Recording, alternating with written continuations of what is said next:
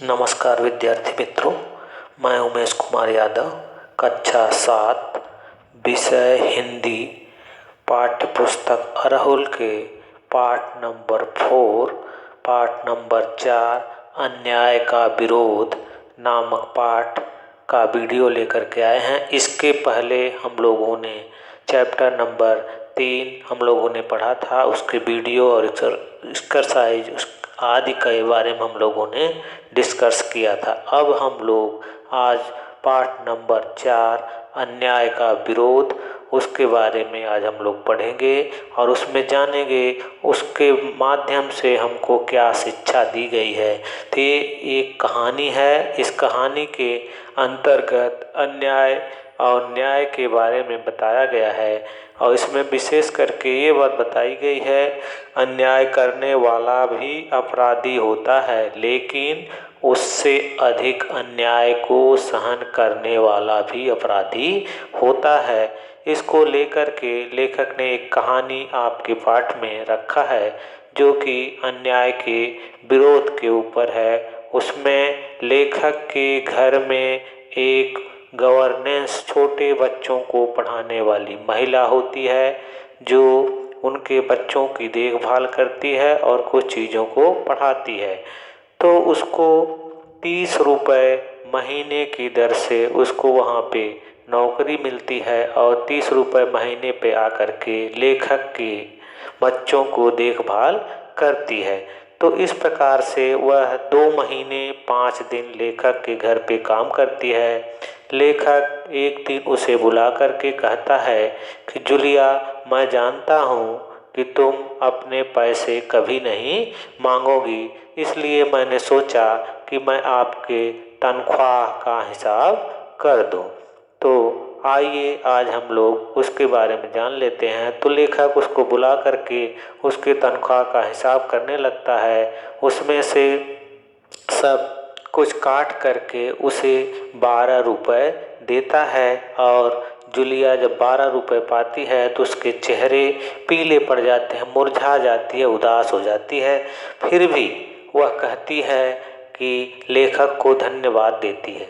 लेखक धन्यवाद शब्द सुन करके वो गुस्से में उबल पड़ता है और जूलिया से कहता है, क्या जूलिया तुझे मालूम नहीं, तुम्हारी तनख्वाह में से मैंने बहुत सारे पैसे को काट लिया है, फिर भी मुझे धन्यवाद दे रही है। जूलिया ने दबे हुए स्वर में कहा कि अभी तक मैंने जहाँ भी काम किया है मेरे एक भी पैसे नहीं मिले हैं, कम से कम आप तो 12 रूबल दिए हैं। लेखक ने कहा कि जूलिया, इस बात से मैं सहमत हूँ। मैं जानता हूँ कि तुम अपने पैसे कभी नहीं मांगी होगी, लेकिन जूलिया एक बात यह है कि लोग भला कहलाने के लिए क्या यह जरूरी है कि अपने अधिकारों को न मांगे, दब्बू और भीरू बने रहें? ऐसा नहीं करना चाहिए। इस निर्मम संसार में आप अपने अधिकारों को बिना मांगे प्राप्त नहीं कर सकते। यह हृदयहीन संसार से आपको लड़ना होगा और आपको अपने अधिकारों को मांगना होगा, तभी आपके अधिकार आपको प्राप्त हो पाएंगे। तो ये कहानी आइए हम लोग पहले देख लेते हैं कि चैप्टर में क्या क्या है। इसके शब्दार्थ देख लेंगे। शब्दार्थ के बाद फिर हम लोग चैप्टर को स्टार्ट करते हैं। तो चैप्टर है अन्याय का विरोध। अन्याय का विरोध, यदि हमारे ऊपर कोई अन्याय कर रहा है तो उसका विरोध हमें अवश्य करना चाहिए, उसको सहना नहीं चाहिए। अन्याय करने वाला भी अपराधी होता है, उससे अधिक अन्याय को सहन करने वाला भी अपराधी होता है। तो देखिए इसमें कुछ थोड़ी सी भूमिका लिखी गई है। प्रस्तुत पाठ में लेखक ने यह संदेश दिया है कि अन्याय सहन तथा अन्याय करना दोनों ही गलत है। क्या कह रहा है? प्रस्तुत पाठ में लेखक ने यह संदेश दिया है कि अन्याय सहना तथा अन्याय करना दोनों ही गलत है। मनुष्य को अन्याय के खिलाफ आवाज उठानी चाहिए।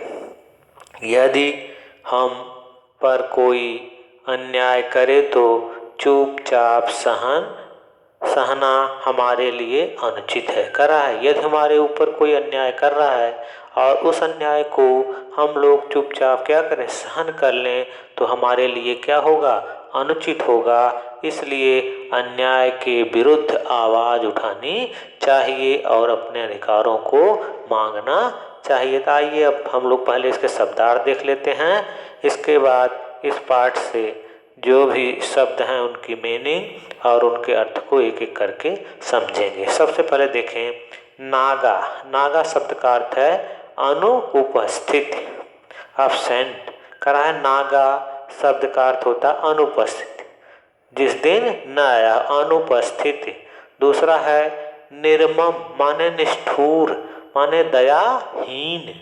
निर्मम, निष्ठुर, दयाहीन। रूबल माने रूसी सिक्का, रूस का सिक्का। क्रूर माने निर्दयी, क्रूर माने निर्दयी जिसके अंदर दया न हो। यकीन का अर्थ है विश्वास। अनर्थ भारी गलती, अनहोना, अनहोनी। करा है भारी गलती, अनहोनी होना, अनर्थ कहते हैं। अनर्थ का अर्थ होता है भारी गलती या अनहोनी होना। बोधा माने दब्बू, कमजोर। बोधा मीन्स होता है दब्बू, कमजोर। अस्तित्व माने सत्ता। अहमियत, अहमियत। अस्तित्व माने सत्ता या अहमियत। गवर्नेंस, घर में बच्चों की देखभाल करने वाली महिला। तो शब्दार्थ को एक बार फिर से देख लो। करा है नागा अनुपस्थित, निर्मम माने निष्ठुर, रूबल माने रूसी सिक्का, क्रूर माने निर्दयी, क्रूर माने निर्दयी, और यकीन, यकीन माने विश्वास। अनर्थ माने भारी गलती, अनहोनी होना। बोधा माने दब्बू या कमजोर। अस्तित्व सत्ता या अहमियत। और लास्ट है आपका गवर्नेंस, घर में बच्चों की देखभाल करने वाली महिला। ते रहे आपके शब्दार्थ। अब आइए हम लोग इस पाठ को, इस कहानी को देखते हैं किस प्रकार से है, उसको समझेंगे।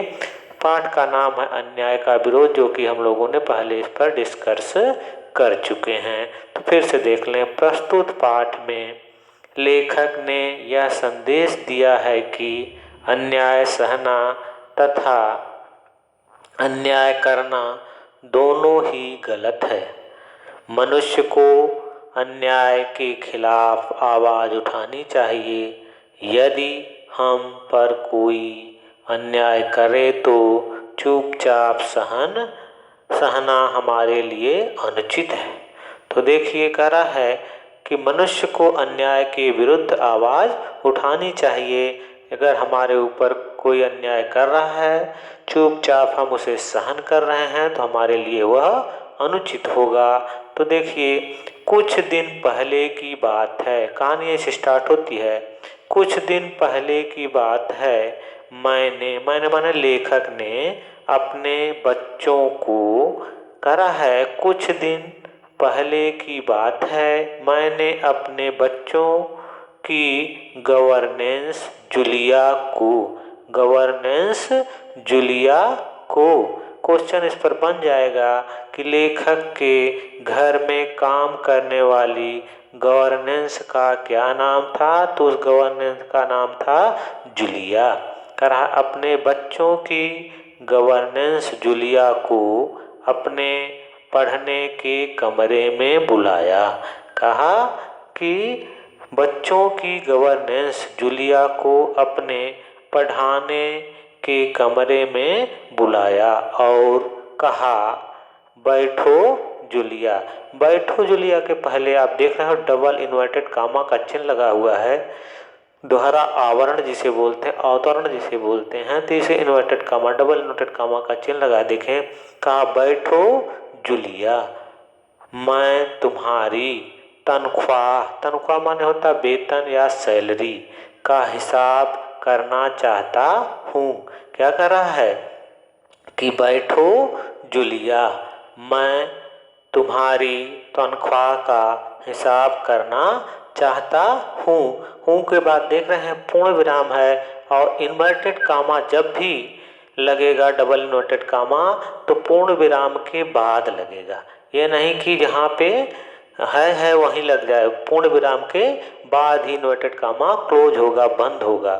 तो देखें, कहा कि बैठो जूलिया, मैं तुम्हारी तनख्वाह का हिसाब करना चाहता हूँ। तनख्वाह माने सैलरी या वेतन का हिसाब करना चाहता हूँ। जो डबल इन्वर्टेड कामा था पूर्ण विराम के बाद क्लोज हो जाता है, बंद हो जाता है। मैंने कहा, इसके बाद अल्प विराम का चिन्ह आया जो छोटा सा दिख रहा है। मैंने कहा मीन्स लेखक ने कहा। फिर डबल इन्वर्टेड कामा स्टार्ट होता, तुम्हें पैसों की जरूरत होगी।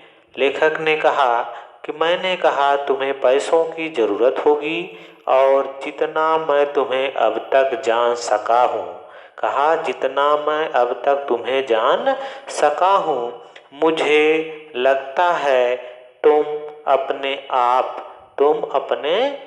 कभी अपने पैसे नहीं मांगोगी।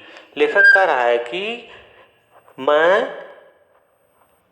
जान सका हूँ कि मुझे लगता है तुम अपने आप कभी अपने पैसे नहीं मांगोगी, इसलिए मैं ही तुम्हें पैसे देना चाहता हूँ। हाँ, तो तुम्हारी तनख्वाह 30 रूबल महीने तय हुई थी ना। देखिए क्वेश्चन इस पर बन जाएगा कि जूलिया की तनख्वाह कितने रूबल महीने तय हुई थी। तो जूलिया की तनख्वाह लेखक के अनुसार 30 रूबल महीने तय हुई थी। इसके बाद आप देख रहे हैं प्रश्नवाचक चिन्ह भी लगा हुआ है। फिर क्या है देखिए, डबल इन्वर्टेड कामा के अंतर्गत जी नहीं 40 रूबल। जूलिया कहती है कि जी नहीं 40 रूबल। इन्वर्टेड कामा बंद। जूलिया ने दबे स्वर में कहा, दबे स्वर में धीरे से बोली कि जी नहीं, 30 रूबल नहीं बल्कि 40 रूबल तय हुई थी। लेखक कहता है नहीं, 30 मैंने डायरी में नोट कर रखा है। कहा 40 रूबल नहीं 30 रूबल ही है, मैंने डायरी में नोट कर रखा है। मैं बच्चों की शिक्षिका को हमेशा करा है कि मैं बच्चों की शिक्षिका को हमेशा 30 रूबल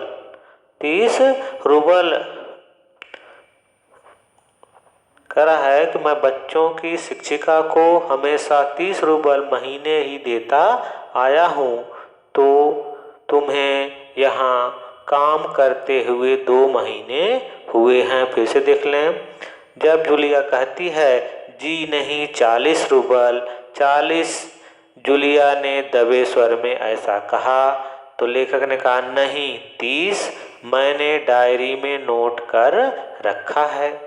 मैं बच्चों की शिक्षिका को हमेशा 30 रूबल महीने ही देता आया हूँ। तो तुम्हें यहाँ काम करते हुए 2 महीने हुए हैं।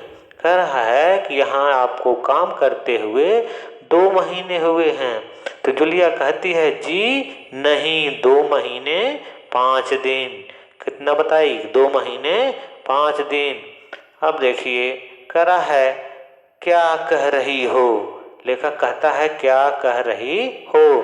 ठीक 2 महीने हुए हैं। ठीक 2 महीने हुए हैं भाई, मैंने डायरी में सब लिख रखा है।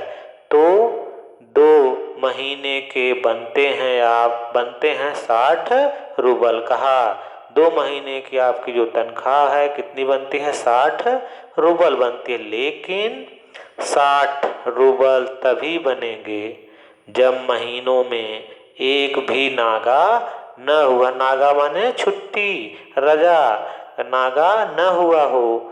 तुमने इतवार माने रविवार की छुट्टियां मनाई है, उस दिन तुमने काम नहीं किया है। कोल्या को सिर्फ घुमाने भर ले गई हो। इसके अलावा तुमने 3 छुट्टियां और ली है। करा है तुमने इस 2 महीनों में रविवार की छुट्टियां मनाई है और इसके अलावा 3 छुट्टियां और ली है। जूलिया का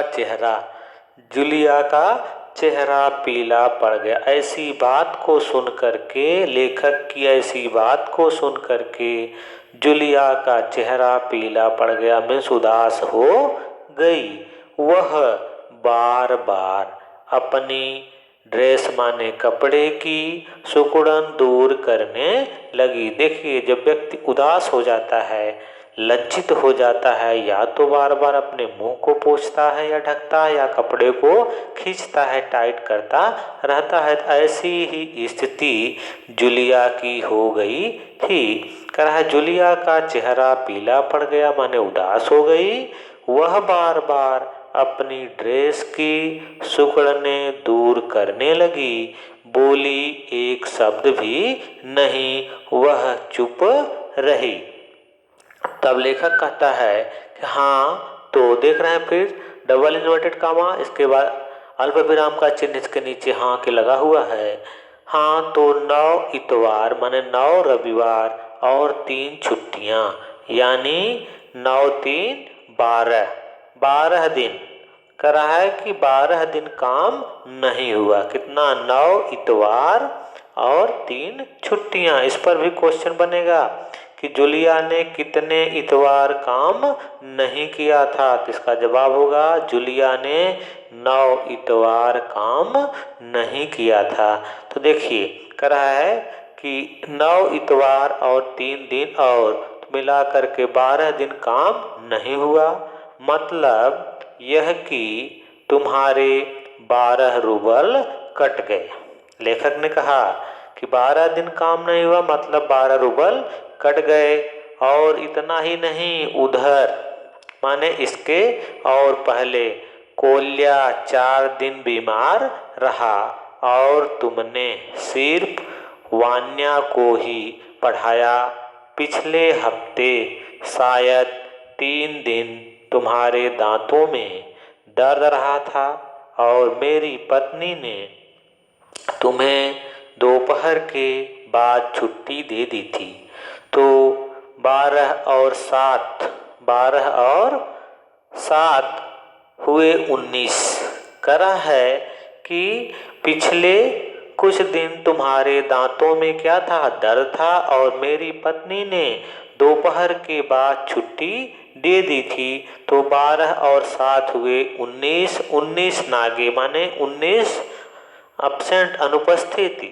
हाँ, तो भाई घटाओ 60 में से 19 कितने बचे? 41, 41। 60 में से 19 घटाए तो कितने बचे? 41, 41। 41 रूबल ठीक है ना? जूलिया से लेखक पूछता है कि क्या 41 रुपए ठीक है? जूलिया की आंखों में आंसू छलक आए। 41 रुपए सुनते ही जूलिया की आंखों से आंसू छलक आए, मीन्स आंसू आने लगे। उसने धीरे से अपना गला साफ किया, खखारा अपना गला साफ किया। एक शब्द भी नहीं बोली। एक शब्द भी नहीं बोली मीन्स एक शब्द भी नहीं कहा कि हमारे पैसे क्यों काट रहे हो। फिर देखिए, डबल नोटेड कॉमा में कहा हाँ याद आया। लेखक कर रहा है हाँ याद आया। मैंने डबल नोटेड कॉमा क्लोज बंद, मैंने डायरी देखते हुए कहा के बाद अल्प विराम लगा हुआ है। फिर डबल नोटेड कॉमा में 1 जनवरी को तुमने चाय की प्लेट और प्याली तोड़ी थी।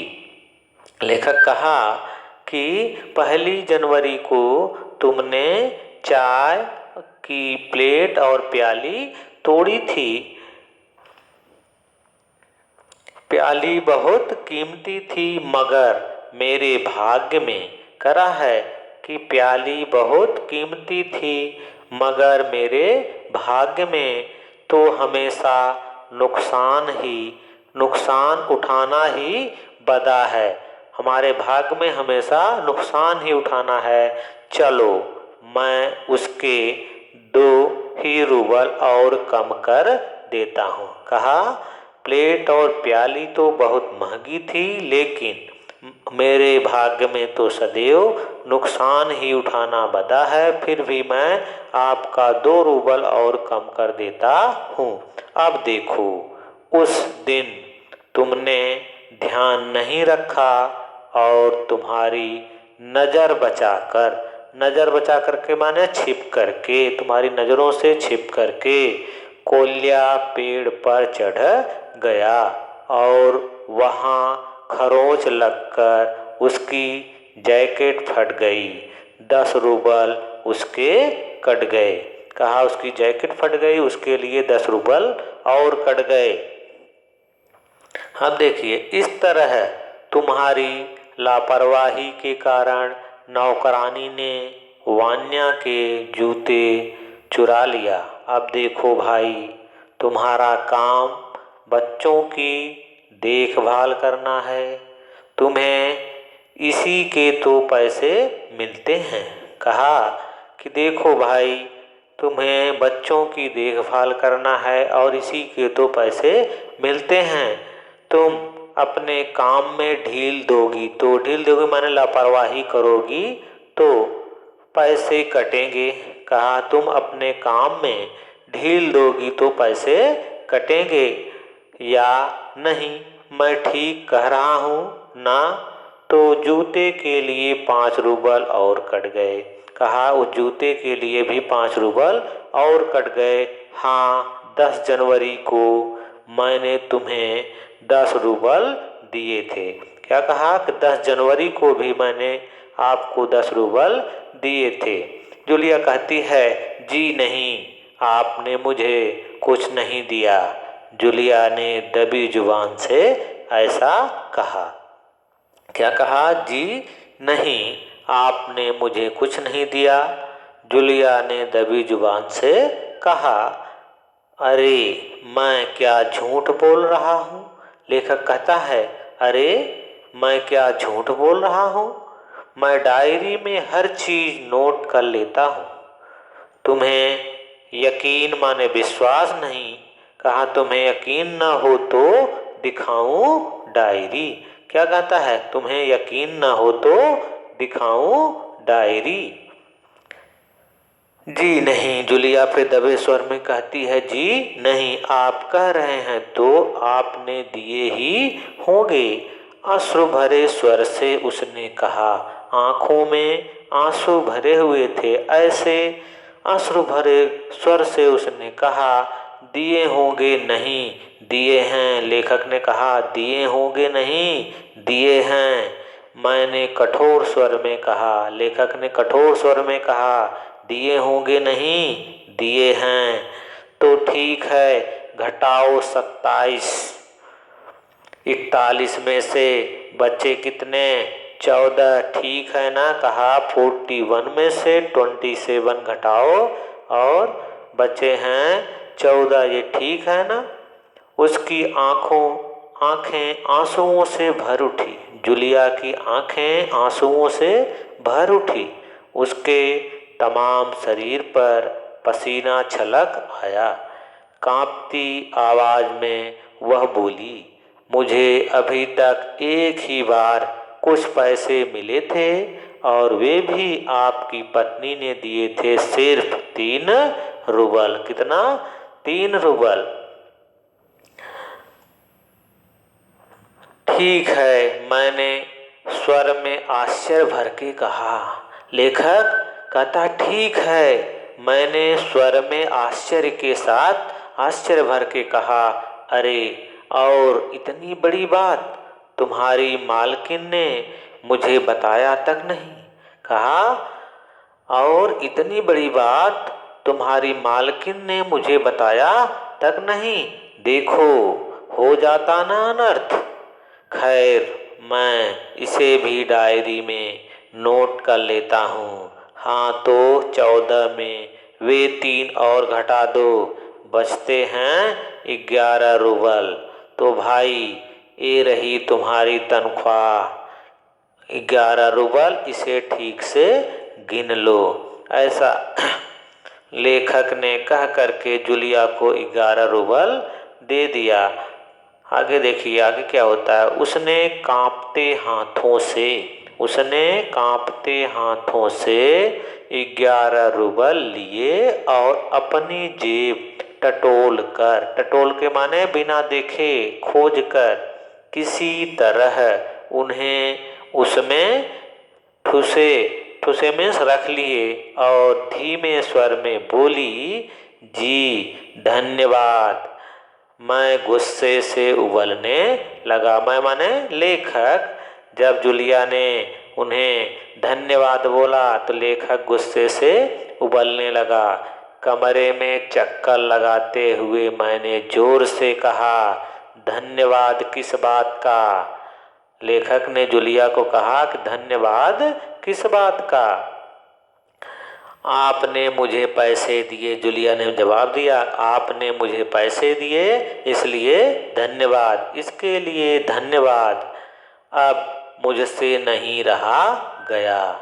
लेखक से इस बात को सुन करके उससे नहीं रहा गया। मैंने ऊंचे स्वर में लगभग चिल्लाते हुए कहा, तुम मुझे धन्यवाद दे रही हो जबकि तुम अच्छी तरह जानती हो कि मैंने तुम्हें ठग लिया है। कहा कि तुम मुझे धन्यवाद दे रही हो कि तुम अच्छी तरह से जानती हो मैंने तुम्हें क्या किया है, ठग लिया है, तुम्हें धोखा दिया है, तुम्हारे पैसे हड़प लिए हैं, इसके बावजूद तुम मुझे धन्यवाद दे रही हो। जी हाँ, डबल इनवर्टेड कामा के बाद विस्मयादिबोधक का चिन्ह है जी हाँ। इससे पहले मैंने जहाँ जहाँ के बीच जो चिन्ह लगा है इसे योजक चिन्ह के नाम से जानते हैं। जहाँ जहाँ काम किया अल्प विराम उन लोगों ने तो मुझे एक पैसे तक नहीं दिया। आप कुछ तो दे रहे हैं। उसने मेरे क्रोध पर ठंडे पानी का छींटा सा मारती हुई कहा। ठंडे पानी का छींटा मारने से तात्पर्य है कि गुस्से को थोड़ा कम करते हुए कहा। ठंडा पानी का छींटा से तात्पर्य है गुस्से को कम करना। गुस्से को कम करते हुए कहा, उन लोगों ने तुम्हें एक पैसा भी नहीं दिया। उन लोगों ने तुम्हें एक पैसा भी नहीं दिया। जूलिया, मुझे यह बात सुनकर तनिक भी ताजुब नहीं हो रहा है। कहा, उन लोगों ने आपके एक पैसे भी नहीं दिया। इस बात को सुनकर के मुझे जरा से भी आश्चर्य या ताजुब नहीं हो रहा है। मैंने कहा फिर। इसलिए लेखक को ताजुब नहीं हुआ क्योंकि वो खुद ही उसकी परीक्षा लिया, उसमें सारे पैसे काट लिया और जूलिया एक शब्द तक नहीं बोली। तो उससे विश्वास हो गया कि इसे दूसरी जगह एक पैसे भी नहीं मिले होंगे और मांगी भी नहीं होगी। मैंने कहा फिर स्वर धीमा करके, स्वर माने आवाज को धीरे से करके मैं बोला, जूलिया मुझे इस बात के लिए माफ कर देना। जूलिया से कहा लेखक ने, जूलिया मुझे इस बात के लिए माफ कर देना कि मैंने तुम्हारे साथ एक छोटा सा क्रूर माने कठोर मजाक किया। क्रूर माने कठोर मजाक किया, पर मैं तुम्हें सबक सिखाना चाहता था। देखो जूलिया, मैं तुम्हारा एक भी पैसा, कहा देखो जूलिया मैं तुम्हारा एक पैसा भी नहीं काटूंगा। देखो ये तुम्हारे 80 रूबल रखे हैं, मैं अभी तुम्हें दूंगा, लेकिन उससे पहले मैं तुमसे कुछ पूछना चाहता हूँ या पूछना चाहूँगा। जूलिया, क्या जरूरी है? लेखक जूलिया से पूछ रहा है कि क्या जरूरी है कि इंसान भला कहलाए जाने के लिए इतना दब्बू, भीरू और बोदा बन जाए कि उसके साथ जो अन्याय हो रहा है उसका विरोध तक न करें। लेखक जूलिया से पूछ रहा है कि जूलिया, क्या जरूरी है कि इंसान भला कहलाने के लिए उसके साथ चाहे जितना भी अन्याय हो उसके खिलाफ आवाज न उठाएं? अन्याय हो रहा है उसका विरोध तक न करें, खामोश रहें और सारी जायदादियां सहता जाए?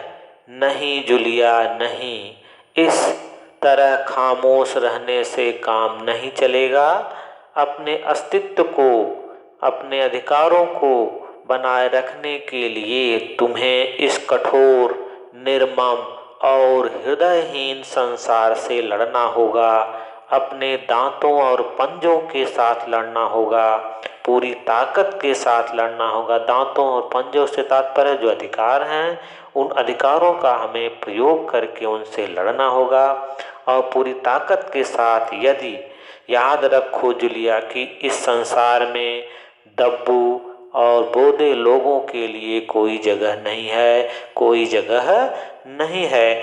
तो इस पाठ के अंतर्गत आप लोगों ने पढ़ा कि लेखक ने जूलिया को सबक सिखाने के लिए ऐसा किया था, उसके तनख्वाह में से सारे पैसे काट लिए और इसके बाद भी जूलिया ने कुछ नहीं कहा।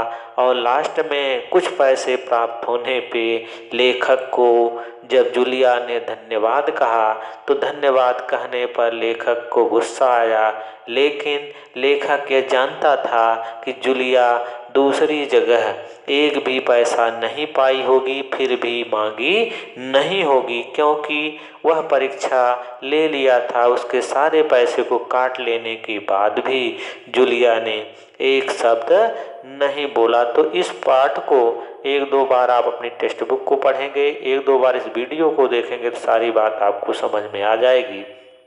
तो इसके बाद जो आपका बहुवैकल्पिक क्वेश्चन है हम लोग उसको देख लेते हैं। बहुवैकल्पिक क्वेश्चन को देखने के बाद भाषा की बात के क्वेश्चन को ही देखेंगे। फिर नेक्स्ट वीडियो में हम मौखिक प्रश्नों का उत्तर, लिखित प्रश्नों में लघु उत्तरीय और दीर्घ उत्तरीय प्रश्नों के उत्तर पर डिस्कस करेंगे, उसको समझेंगे। तो आइए एक एक क्वेश्चन को हम लोग पहले देखते हैं। कह रहा है निम्नलिखित संकेत गद्यांश को पाठ में पढ़कर प्रश्नों के उत्तर का सही विकल्प चुनिए। माने पाठ्य पुस्तक को जब आप एक बार दो बार पढ़ोगे या इस वीडियो को देखोगे तो आपको इसके जो बहुवैकल्पिक क्वेश्चन हैं उनके उत्तर आपको आसानी से मिल जाएंगे। तो आइए देख लें। 1 जनवरी को जूलिया ने क्या तोड़ा था? 1 जनवरी को जूलिया ने क्या तोड़ा था? आपके स्क्रीन पर 3 ऑप्शन दिए गए, आम, प्लेट और प्याली, सोफा। तो इसमें विकल्प नंबर 2 जो ख नंबर का विकल्प है आपका सही हो जाएगा, जो आपकी स्क्रीन पे दिख रहा है, प्लेट और प्याली। प्लेट और प्याली, 1 जनवरी को जूलिया ने प्लेट और प्याली तोड़ा था। क्वेश्चन नंबर 2 देखें। करा है कोल्या की जैकेट फट जाने पर लेखक ने जूलिया के कितने रूबल कम किए? कोल्या की जैकेट फट जाने पर लेखक ने जूलिया के कितने रूबल कम किए?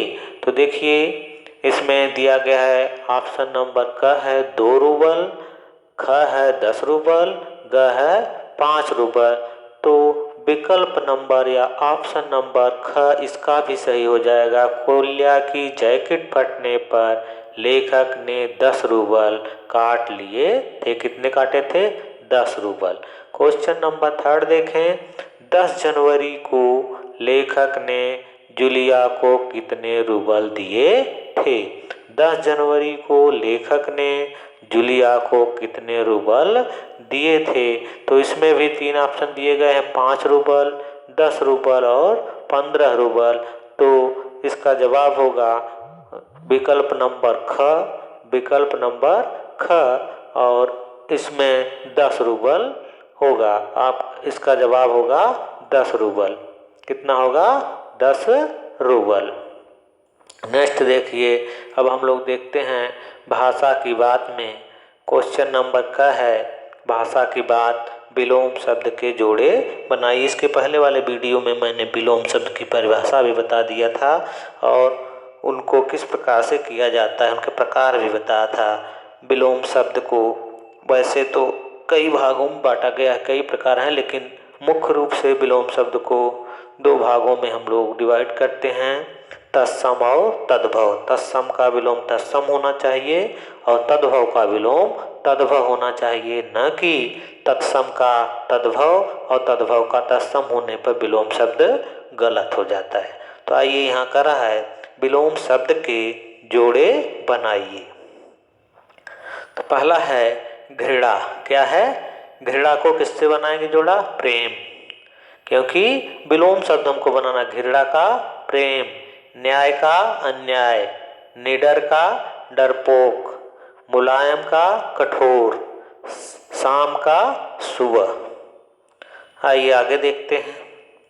करा है निम्नलिखित शब्दों के स्त्रीलिंग शब्द लिखिए। स्त्रीलिंग शब्द लिखिए। देखिए, लिंग वैसे 3 प्रकार का होता है, लेकिन हिंदी विषय के अंतर्गत 2 लिंगों का समावेश है, स्त्रीलिंग और पुल्लिंग।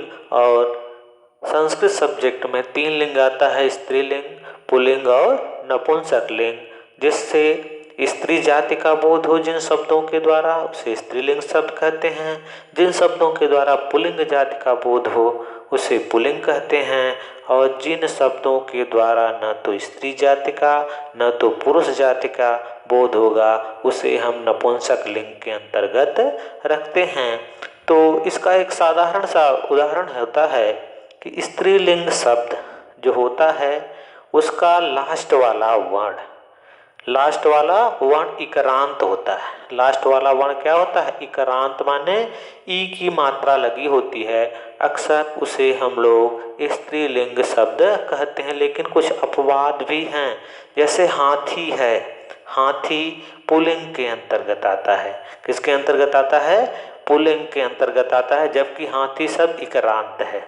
क्योंकि हाथी जहाँ पे लिंग का निर्धारण हमें ठीक से न हो तो शब्दों को वाक्य में प्रयोग कर करके हमें लिंग का निर्धारण कर लेना चाहिए। जब शब्दों को वाक्य में प्रयोग करोगे तो वो सटीक उसका अर्थ निकल आता है। तो चलिए हम लोग देख लेते हैं। लिंग में विद्वान है, किसका क्या होगा? विदुषी। विद्वान क्या है? पुल्लिंग है। विदुषी स्त्रीलिंग है। प्रशासक पुल्लिंग है और स्त्रीलिंग बनेगा प्रशासिका। क्या बनेगा? प्रशासिका। नेक्स्ट है कवि है, तो इसका बनेगा कवयित्री। क्या बनेगा? कवयित्री। यहाँ पे प्रशासिका होगा, प्रशासिका, प्रशासक, यहाँ आ की मात्रा जो है कट गई है, यहाँ पे प्रशासिका होगा। कवि का कवित्री, नर का नारी, सम्राट का सम्राज्ञी। क्या होगा? सम्राज्ञी होगा। यहाँ सम्राट का रानी नहीं होगा, क्या होगा? साम्राज्ञी। क्या? साम्राज्ञी होगा। मालिक का मालकिन होगा। तो आइए क्वेश्चन नंबर 3 देखते हैं। क्या रहा है? निम्न चित्रों में नारी के विविध रूपों को दर्शाया गया है। नारी माने स्त्री के विभिन्न रूपों को दर्शाया गया है। इन्हें आधार बनाकर नारी के महत्व विषय पर 50 से 60 शब्द में अनुच्छेद लिखिए। कह रहा है निम्नलिखित चित्रों में नारी के विविध रूपों को दर्शाया गया है। इन्हें आधार बनाकर नारी का महत्व के विषय पर 50 से 60 शब्द अनुच्छेद लिखिए। तो आइए हम लोग सबसे पहले अनुच्छेद के बारे में जान लेते हैं। अभी तक आप 6th क्लास में निबंध पढ़ के आए हैं। अनुच्छेद होता क्या है वो सुन लें, और निबंध और अनुच्छेद में अंतर क्या होता है। निबंध में भूमिका होती है, मध्य भाग होता है, उपसंहार होता है। निबंध लिखते समय हमें भूमिका बनानी पड़ती है, लेकिन अनुच्छेद लिखते समय हमें किसी भूमिका की ज़रूरत नहीं होती। हम सीधे सीधे विषय पे आकर के अनुच्छेद लिखते हैं, और इसका मतलब है, अनुच्छेद का मतलब कम से कम शब्दों में हमें अधिक बात कह देना ही अनुच्छेद कहलाता है। कम से कम शब्दों में अधिक बात कह देना अनुच्छेद कहलाता है। अनुच्छेद में भूमिका नहीं बनाई जाती, सीधे सीधे विषय पर बातों को लिखा जाता है। निबंध के अंदर भूमिका भूमिका बनाई जाती है, उसका मध्य भाग लिखा जाता है, उसका उपसंहार भी किया जाता है। इसमें कुछ पॉइंट्स दिए गए हैं, इन पॉइंट्स को जोड़ करके हम लोगों को एक अनुच्छेद लिखना है। तो ये पॉइंट पहले हम लोग देख लेते हैं। अंतरिक्ष वैज्ञानिक, सेवा प्रदत्त, इंजीनियर, डॉक्टर, वैज्ञानिक, शिक्षिका, माँ, खिलाड़ी, बैंकर, पायलट, उद्यमी, किसान, राजनीतिक, न्यायाधीश, सामाजिक कर्मी, पत्रकार, प्रशासिका, वकील, कवित्री और कलाकार। नारियां इन सब पदों पर काम कर रही हैं। इन्हीं सब बिंदुओं को ध्यान में रख करके कुछ शब्द 50 से 60 शब्द हमको अनुच्छेद लिखना है, जिसमें ये सारे बिंदु शामिल हों। तो आइए एक एक बिंदुओं को हम लोग तो नहीं डिस्कस कर सकते, लेकिन इनको एक साथ हम लोग कैसे अनुच्छेद लिखेंगे उसको जानेंगे। तो देखिए, क्या नारी से बढ़कर, नर से बढ़कर नारी, जो जी हाँ, यह कथन वास्तव में सत्य है। करा नर से बढ़कर नारी, जी हाँ, यह कथन वास्तव में सत्य है, क्योंकि नारी में 2 मात्राएं नर से ज़्यादा है, नर से ज़्यादा है। नारी केवल एक जन्म देने वाली ही नहीं, वह एक माँ, शिक्षिका, सेवा प्रदत्त, वह एक सामाजिक कार्यकर्ता भी है। आज नारी नर के कंधे से कंधा मिलाकर देश की राजनीति में भी सक्रिय हैं। अंतरिक्ष यात्री कल्पना चावला बनकर, आगे देखिए इसका और समावेश किया गया है भी, उसने देश की प्रतिष्ठा बढ़ाई है। बैंकर है, खिलाड़ी है, वकील है, कवित्री है, बनकर पुरुषों की बराबरी करने में सक्षम है। हमें नारी जाति का सम्मान करना चाहिए तथा उन्हें भरपूर सम्मान देना चाहिए। तो देखिए, ये रहे अनुच्छेद। अनुच्छेद मैंने बताया सीधे सीधे विषय के ऊपर चर्चा करता है। जो संकेत बिंदु आपको दिए गए हैं, उन संकेत बिंदुओं को लेकर के आप अपने मन से स्वयं अनुच्छेद का निर्माण कर सकते हैं। कोई ज़रूरी नहीं है इन्हीं जो मैंने वीडियो में अनुच्छेद लाए यही अनुच्छेद लिखें, ऐसा कोई ज़रूरी नहीं है। तो आगे देखिए, कुछ आपके निम्नलिखित शब्दों से भाववाचक संज्ञा, निम्नलिखित शब्दों से भाववाचक संज्ञा बनाइए। क्या बनाना है? भाववाचक संज्ञा बनाना है। तो इससे पहले आप लोगों को यह जानना जरूरी है, संज्ञा किसे कहते हैं। संज्ञा किसे कहते हैं? किसी व्यक्ति, वस्तु, स्थान के नाम को हम क्या कहते हैं? संज्ञा कहते हैं। किसी व्यक्ति, वस्तु और स्थान के नाम को हम संज्ञा कहते हैं। संज्ञा मुख्य रूप से, संज्ञा के 3 भेद होते हैं: व्यक्तिवाचक संज्ञा, जातिवाचक संज्ञा और भाववाचक संज्ञा। मुख्य रूप से कितनी संज्ञाएं हैं? 3 संज्ञाएं हैं: व्यक्तिवाचक, जातिवाचक और भाववाचक। और कहीं कहीं तो 5 संज्ञाओं का उल्लेख होता है, कहीं कहीं पे 6 संज्ञाओं का उल्लेख होता है, लेकिन आपको मुख्य रूप से 3 संज्ञाओं के बारे में पढ़ना है। व्यक्तिवाचक संज्ञा में जिस संज्ञा सर्वनाम शब्द के द्वारा किसी एक व्यक्ति, एक वस्तु का बोध होगा, ज्ञान होगा, उसे हम व्यक्तिवाचक संज्ञा कहेंगे। जैसे अगर किसी शहर का नाम लिया जाए तो व्यक्तिवाचक संज्ञा में आएगा, सिर्फ शहर कह दिया जाए तो जातिवाचक संज्ञा में आएगा। जैसे कहा जाए मोरबी शहर तो व्यक्तिवाचक संज्ञा में आ गया, और कह दिया जाए शहर तो जातिवाचक संज्ञा में आ जाएगा। तो जातिवाचक संज्ञा का उदाहरण सुनिए। जिस संज्ञा सर्वनाम शब्द के द्वारा, जिस संज्ञा सर्वनाम शब्द के द्वारा एक ही शब्द से संपूर्ण जाति का जहाँ बोध होगा, उसे हम जातिवाचक संज्ञा कहा जाएगा। क्या कहेंगे? जातिवाचक संज्ञा कहा जाएगा। जैसे कहा जाए स्त्री, पुरुष, स्कूल, ये सब क्या है? जातिवाचक संज्ञा के उदाहरण है। अगर स्कूल में किसी एक स्कूल का नाम ले लिया जाएगा तो वहाँ पे व्यक्तिवाचक संज्ञा होगा। किसी एक महिला का नाम ले लिया जाएगा, वहाँ पे व्यक्तिवाचक संज्ञा हो जाएगी। एक पुरुष का नाम लिया जाएगा, वहाँ व्यक्तिवाचक संज्ञा हो जाएगी। लेकिन जहाँ पे सिर्फ उनकी जाति का उल्लेख होगा तो वहाँ पे जातिवाचक संज्ञा होगी। तीसरे नंबर पे आता है भाववाचक संज्ञा। जिस संज्ञा सर्वनाम शब्द के द्वारा किसी व्यक्ति, किसी वस्तु, किसी स्थान के हाव भाव, गुण, दशा का बोध होगा उसे हम भाववाचक संज्ञा कहेंगे।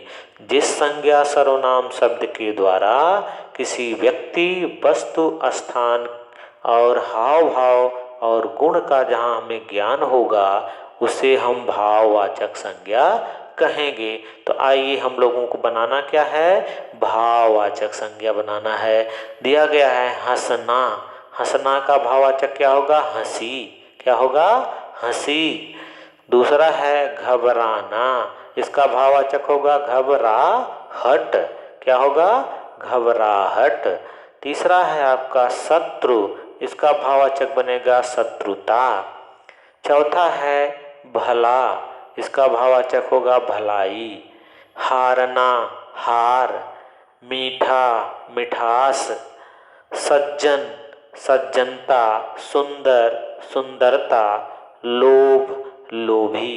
ये आपके भाववाचक संज्ञा के क्या हैं, उदाहरण हैं। इन भाववाचक संज्ञाओं को जानने से पहले आपको संज्ञा के प्रकार और उन प्रकारों की परिभाषा आप जानेंगे, तब जा कर के इस चीज़ें समझ में आ जाएंगी। इस वीडियो को एक दो बार आप देखें, ध्यान से समझ जाएंगे। कराए निम्नलिखित शब्दों को शब्दकोश के अनुसार क्रम में लिखिए। क्या करा है, निम्नलिखित शब्दों को शब्दकोश के अनुसार क्रम में लिखिए। शब्दकोश होता क्या है वो जान लें। जब आप नीचे की कक्षाओं में फर्स्ट या सेकंड में वर्णमाला पढ़ते हैं, क्या पढ़ते हैं, हिंदी वर्णमाला पढ़ते हैं, तो उसमें अ आ इ ई उ ऊ ए ऐ ओ औ इस प्रकार से वर्णमाला पढ़ते हैं, स्वर पढ़ते हैं, फिर व्यंजन पढ़ते हैं, क ख ग घ। तो आपको जो ये शब्दकोश क्रम की बात आती है तो उस वर्णमाला की तरफ आपको पहले जाना होगा। अ के बाद क्या आता है, आ आता है। ई के बाद बड़ी ई आती है। ऊ के बाद बड़ा ऊ आता है। ए के बाद ऐ आता है। ओ के बाद औ आता है। फिर अंग आता है, अह आता है, फिर क ख ग घ। इस प्रकार से वो स्टार्ट होते हैं। तो उनको आप एक बार ध्यान से वर्णमाला की तरफ जब जाएंगे, वर्णमाला जब समझ में आ जाएगी तो ये शब्दकोश क्रम का मतलब है कि अ से स्टार्ट होने वाला वर्ण जो है फर्स्ट नंबर पे आएगा और ई से स्टार्ट होने वाला वर्ण, ई से स्टार्ट होने वाला शब्द सेकंड नंबर पे, ऊ से स्टार्ट होने वाला शब्द थर्ड नंबर पे और क से स्टार्ट होने वाला शब्द फोर्थ नंबर पे। यही शब्दकोश क्रम है। शब्दकोश का मतलब है अ से लेकर के ज्ञ तक के जो वर्ण हैं वे किस क्रम में हैं और जिस क्रम में रखे गए हैं उसी क्रम में शब्द का वर्ण, पहला वर्ण, किसी शब्द का पहला वर्ण को आपको देखना होगा कि इस शब्द